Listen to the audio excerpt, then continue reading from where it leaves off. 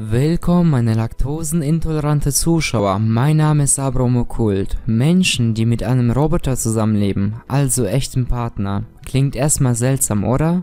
Ist aber weit weniger realitätsfremd, als man glauben könnte. Schon heute gibt es Menschen, die mit sogenannten Real Dolls zusammenleben, beinahe lebensechte Sexpuppen, wobei die Gründe dafür verstörend sein können. Noch können diese Puppen sich weder bewegen noch kommunizieren, doch das wird sich ändern. Schon in wenigen Jahrzehnten wird die Robotik so starke Fortschritte gemacht haben, dass aus der Silikonbüchse echte Partner werden. Aber bevor wir weitermachen, ich hoffe, euch gefällt der Upgrade von diesem Kanal. Veränderungen sind immer nicht so gern gesehen. Meine Pflicht ist es jedoch für euch, die Qualität stets zu erhöhen. Ich möchte zusätzlich von euch wissen, könntet ihr euch so ein Leben mit einem Roboterpartner vorstellen? Oder ist es eher eine abstoßende Situation für euch? Schreibt mir eure Antwort in die Kommentarliste. Am kommenden Ostermontag erwartet euch eine schöne Überraschung. Ein Kurzfilm über euch, die Hashtag Laktosenintolerante Army wird folgen, von der Autorin Evelyn Monrose.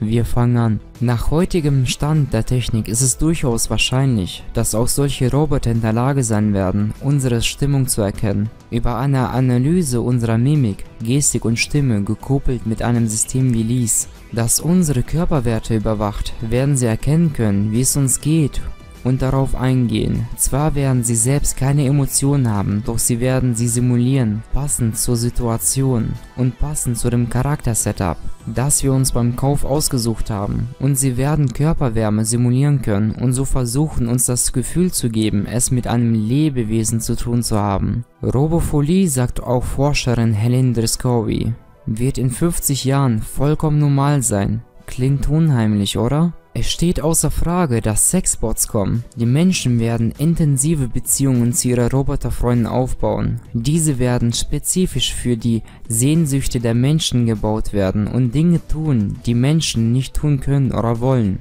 schreiben die Forscher. Sie spekulieren, dass eine signifikante Anzahl Menschen zukünftiger Roboter als primäre Quelle für sexuelle Erfüllung vorziehen und warnen vor möglichen Risiken. Digitale Sexualität könne Beziehungen schaden, Ehen trennen und Gefühle von Scham und Schuld hervorrufen oder Anwender in Schulden stürzen. Die Forscher betonen auch mögliche positive Konsequenzen, wie intensive sexuelle Erfüllung, neue Erfahrungen oder Sexroboter als Hilfe für Menschen, die keine Partner finden oder die eine sexuelle Trauma erlebt haben. Laut McMullen soll die neue Generation Robopuppe keine Beziehung zu echten Menschen ersetzen. Sie sei speziell für Menschen gemacht, die Probleme mit Beziehungen hätten. Es geht darum, diesen Menschen ein gewisses Level an Gesellschaft zu ermöglichen oder die Illusion von Gesellschaft, sagt McMullen. Ethische Bedenken würden ausgeräumt, wenn Beziehungen mit Robotern selbstverständlich würden, glaubt McMullen.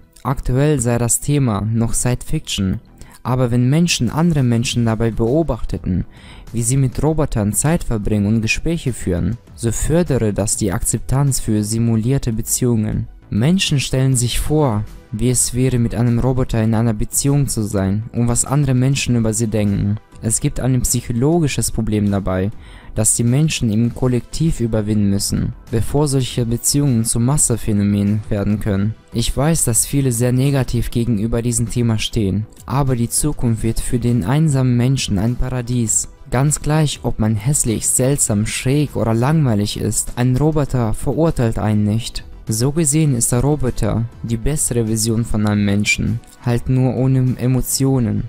Denkt mal drüber nach und schreibt mir wirklich ein paar Kommentare deswegen, ich bin schon sehr gespannt.